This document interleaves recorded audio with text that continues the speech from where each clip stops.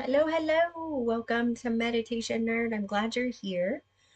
I hope you're doing well. I hope you had a good day.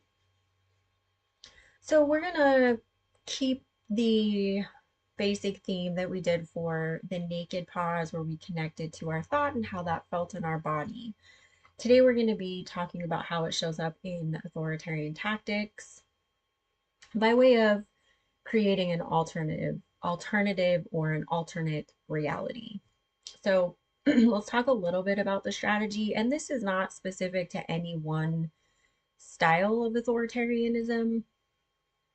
I mean, you can see it in kind of everywhere. Maybe it's you see some authoritarian style tactics in your immediate family, maybe your community, your place of employment. Obviously, it can be in politics, it can be in world leaders. So this is scalable. I mean, you can notice these tactics or trends just about anywhere. Now, this is not to call out any one specific thing. This is more a way for us to connect to these tactics so that we have an internal touchstone, so that we have solid grounding if we run into this and we don't get swept away. We're not inundated or manipulated as easily, right? That being said, we as humans, obviously, we have vulnerabilities. That's just part of the fun, so to speak. Um, so I wanted to make sure that we talked about this. It felt pretty aligned with what we did yesterday. We're just going to put it in a different context outside of thoughts. Now we're going to kind of broaden it to see how it can be used against us in, like I said, broader kind of a sliding scale arena. In the context of authoritarianism, this is used to create a closed, totalized belief system, right? This is where the whole us versus them type thing comes into play. And it insulates people, the in group, right? Quote unquote, in group from external facts. Now, it's done so that there's a bit of manufactured martyrdom that can go with this, right? This is where the portrayal of the in group as the peripheral righteous victims of a shadowy them justifies any actions, right? Any means necessary. This also fosters blind loyalty. I don't know about you. I am not a fan of that. I don't want to find myself in that situation or those circumstances. So I'm building up some reserves here and now to make sure that, I can see this stuff and I can push back, even if that's only internally currently. And this also helps with control.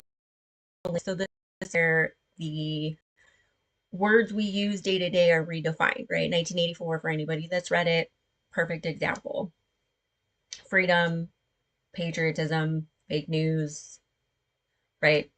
Doublethink, all of these things, they get turned on their heads. Now it means the opposite of what we learned it to mean.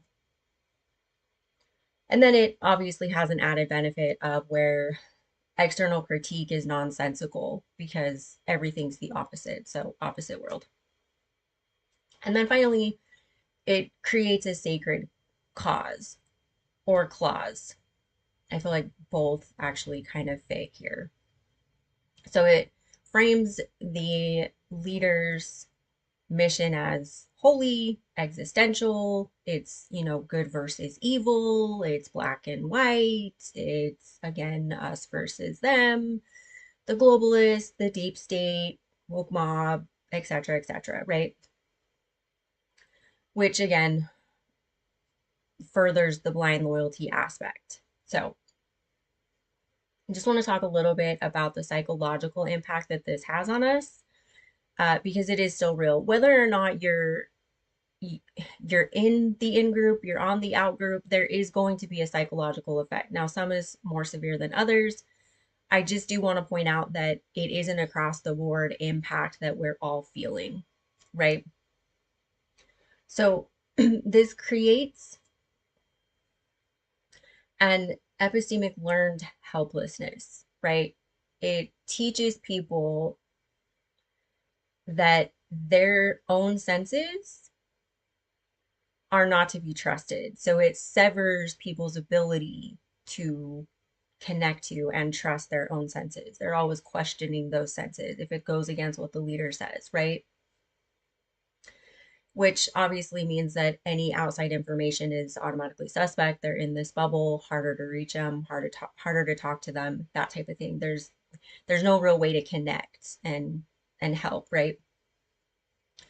The reality for the psychological impact is that the leader's words are basically what is now defining the person's worldview.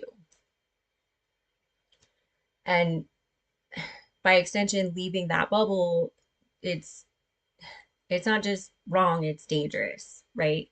I've been doing a lot of reading on cults and just some of their tactics, different cults that have come throughout history, and the similar experiences that people have. And then when people do get out, there's this psychological turmoil that they have to kind of reverse engineer. They got to go back through all of what they experienced and the alienation from friends, family, reality, and try to put those pieces back together. And then you look at, the psychological turmoil that family and friends that lost the person or couldn't reach the person are going through as well. So see, there's multiple layers here that people are dealing with. So I just wanted to make that broader connection.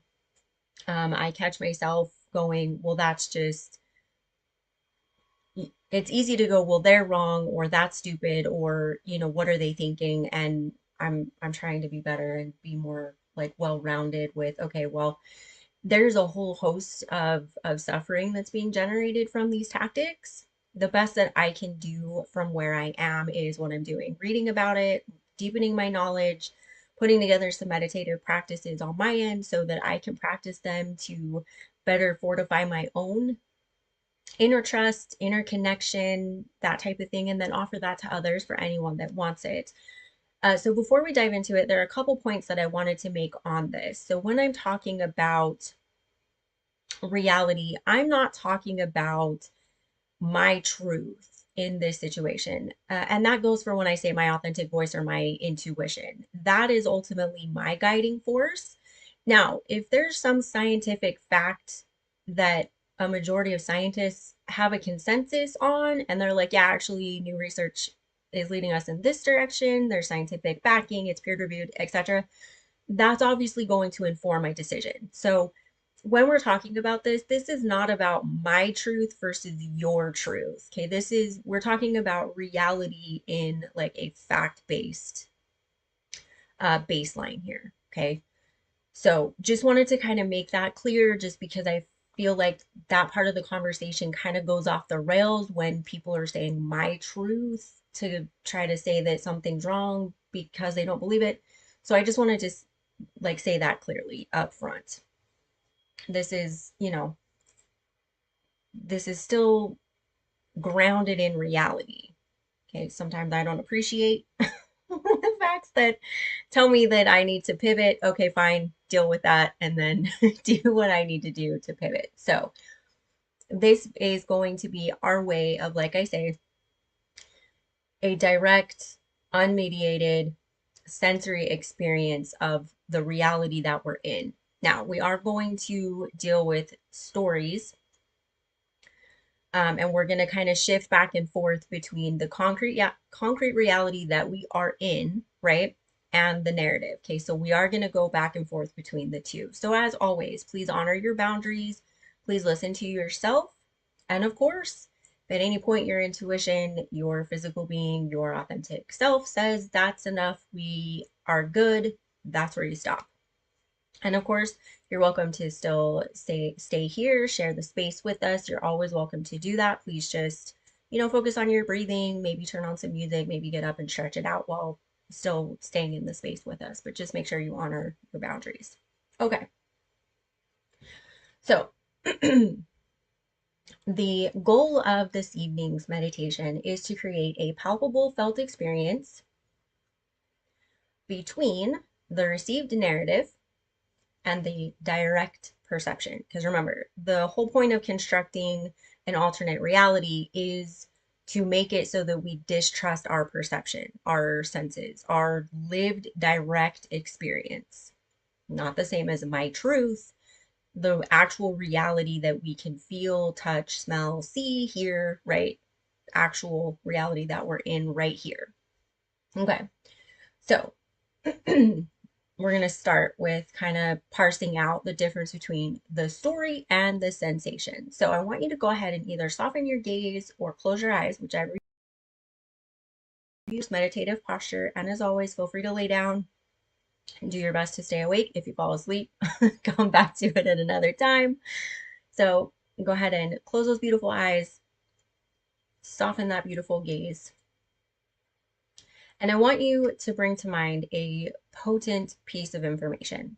Okay. Now, please don't go into anything that is like traumatic. Okay. So if you've had an experience that is traumatic, please don't re traumatize yourself. That's not the goal here. Potent, as in, it it brought up a very strong reaction. Okay. But not traumatizing. Now I realize with the news as it is right now, that's kind of hard to parse out. So find the sweet spot here. Okay. Now it can be the news, it can be a headline, it can be political, maybe something happened at work, maybe someone in your family said something and you were just like, poof, right? It really set you off. Okay, so I want you to just pull that up and I want you to notice the thoughts and emotions that start to flow up.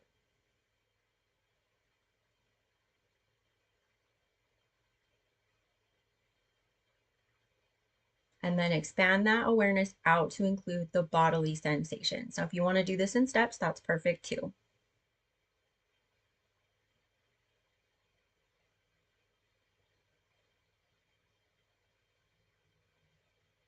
So what we're doing here is we're noticing the received narrative and we want to observe what's happening within us as we're receiving the narrative, okay?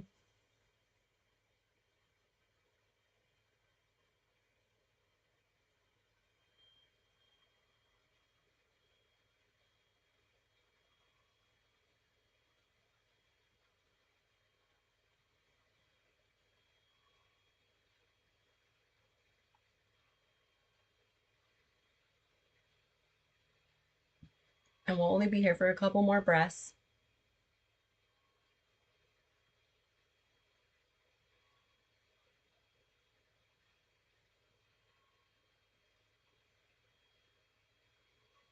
Okay, now on this inhale, I want you to watch the headline, the story, whatever, just disappear. So inhale, allow it to disappear. Exhale and blow out all the tension. Okay, perfect. Now I want you to bring the full attention to a simple, singular sensory input. So I am coming back to the chair I'm sitting on. Now, yours can be the coolness of the air on your skin. Maybe your sinuses are a little clogged and there's a bit of a whistle as you inhale. Maybe you have pets around you making sounds. Maybe it's the pressure of your feet on the floor. Okay, I just want you to really tune into that sound, that sensation, whatever the case is. Okay, we're going to stay here for a couple of minutes.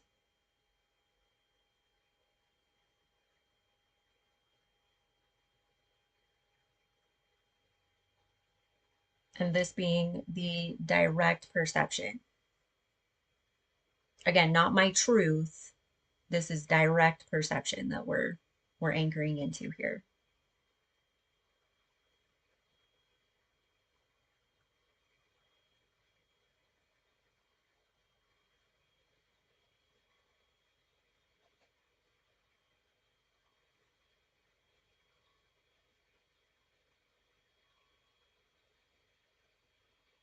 Okay, well, my attention is now coming fully onto the sound of my laptop. Sounds like it's struggling and trying to just take off. So I'm going to go ahead and just anchor onto that, make sure it's not going to go any higher because it scares me when it starts to sound like an engine.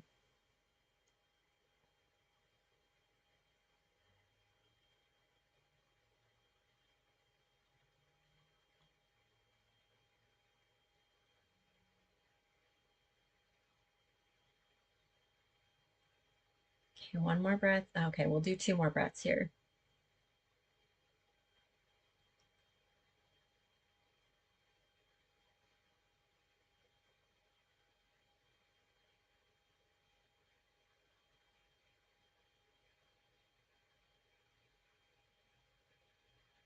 Okay, I'm going to do one more.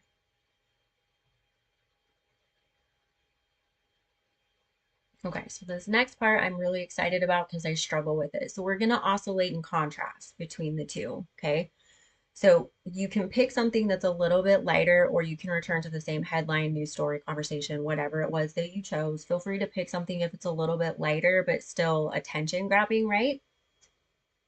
And we're just going to move our awareness back and forth between the two. Okay, so as you're oscillating and you're contrasting, um, do be conscious, at least if this is your first or second time and like me, you're still mastering this skill, please stick to the same, either maybe it's a pet that is, panting or, running around, maybe they're snoring, maybe it's bath time for them. Stay focused on that as you go back to the headline. Stay with the same headline as you go back to the pet, etc. Just make sure that you're sticking with the same headline and room sound or whatever it is you're choosing to help, because the point here is to notice the difference between how the narrative feels right within us and the direct perception, because there are concrete differences, and then the subtlety of how it feels of going from one to the other, which takes mastery, takes time, takes awareness, takes dedication, right, to notice these shifts. So that's what we're going to be doing. We'll be doing this for a few breaths, give us some time to really get into it. Like I said, this is something I struggle with. So, especially when I'm going from charged to calmer, calmer to charged. So, and you can start either way. You can start with the direct experience, me sitting on my chair, going to the headline, or headline to direct experience, whichever you prefer.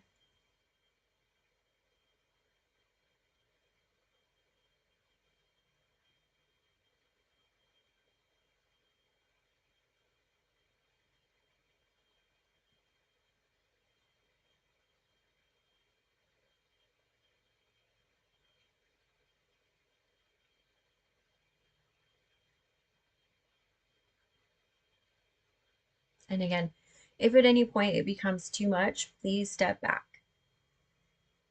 Just pop your beautiful eyes open, lay down, get up and stretch, whatever you need to do, but definitely, I don't know, and definitely step back. I'm trying to delete but from my vocabulary. So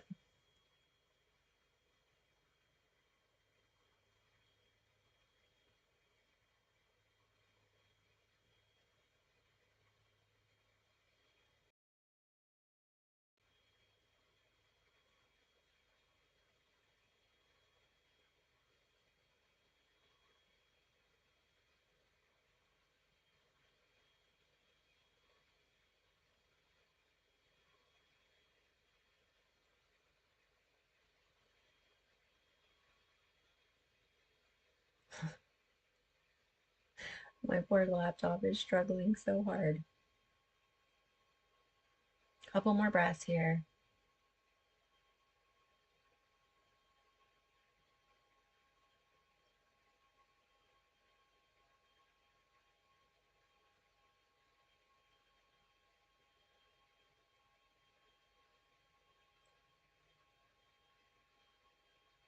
Okay, and then for about 3 breaths, I want you to try to combine the two. So I want you to notice how it feels to be fully anchored while the narrative is still there. So having the direct experience while also being present with the narrative. And notice if you can connect to the two. When I try to do that, it feels like there's a war in the center of my body, like just this acidic anxiety just kind of explodes from like my diaphragm. It's like the two are trying to clash, and it's really acidic.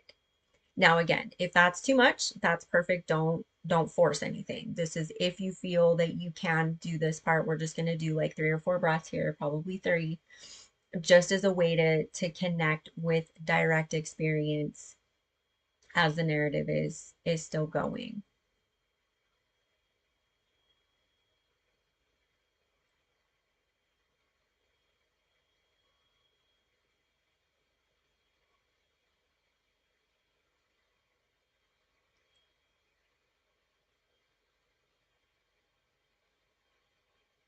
Okay, last inhale,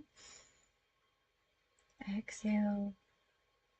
Okay, and then I want you to bring the full focus back to the direct experience, whatever that sound is. Maybe your laptop is also struggling. Go ahead and inhale nice and deep. Allow that headline, that conversation to dissipate, and exhale through the mouth forcefully. Let it all go. Okay, and then shake out your arms. Give your shoulders a little roll. Shake your chest. Maybe your chair is squeaky. Go ahead and squeak with me. Okay. Shake off that tension because that can be a lot, and I understand. So, next time you're seeing narratives and you're trying to find your center, right? Maybe you can't connect to your direct perception for whatever reason. I want you to think, or a question that you can carry with you moving forward is, okay, what about this feels solid? Is there any part of this that feels solid within me? Or which which of these experiences feels more solid? So if you are able to connect, but you feel like you're getting lost, or maybe there's a war in the center of your body as well, which of these feels more solid? Also, which one is happening right here, right now? Now, I know that that can feel hard to parse, especially with constant news updates, constant information coming out. So I realize that that can be hard to parse. That's why it's really important to come back to the somatic experience and anchor within where our body is, what we can see, what we can touch, what we can hear, right? That's very important. So, and this isn't about arguing with reality or an alternate reality. This is so that we can build a better, more trustworthy one. And that starts with us, right? It starts with our ability to connect to our own body, our own direct experience, and carry forward from an open heart, which can be quite challenging, especially given the state of the world currently. So I just wanted to shout that out as a reminder.